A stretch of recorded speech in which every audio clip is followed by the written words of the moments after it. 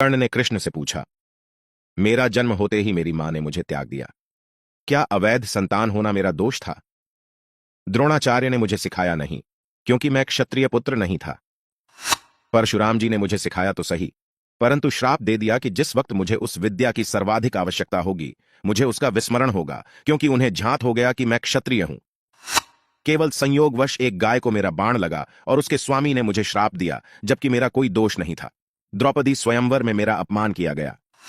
माता कुंती ने मुझे आखिर में मेरा जन्म रहस्य बताया भी तो अपने अन्य बेटों को बचाने के लिए। जो भी मुझे प्राप्त हुआ है दुर्योधन से ही हुआ है, तो अगर मैं उसकी तरफ से लड़ें तो मैं गलत कहां हूं?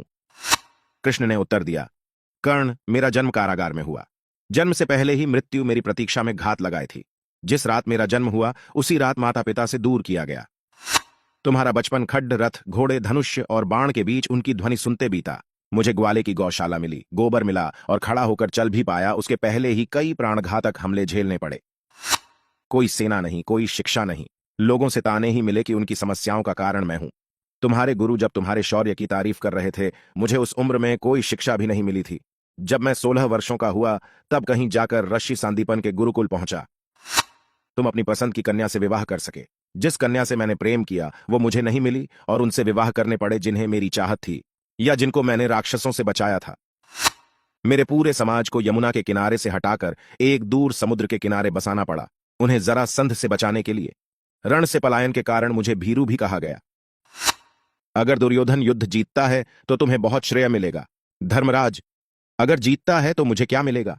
मुझे केवल युद्ध और युद्ध से निर्माण हुई समस्याओं के लिए दोष दिया जाएगा।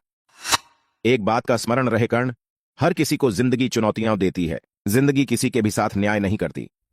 दुर्योधन ने अन्याय का सामना किया है तो युधिष्ठिर ने भी अन्याय भुगता है। लेकिन सत्य धर्म क्या है यह तुम जानते हो। कोई बात नहीं, अगर कितना ही अपमान हो, जो हमारा अधिकार है वो हमें ना मिल पाए।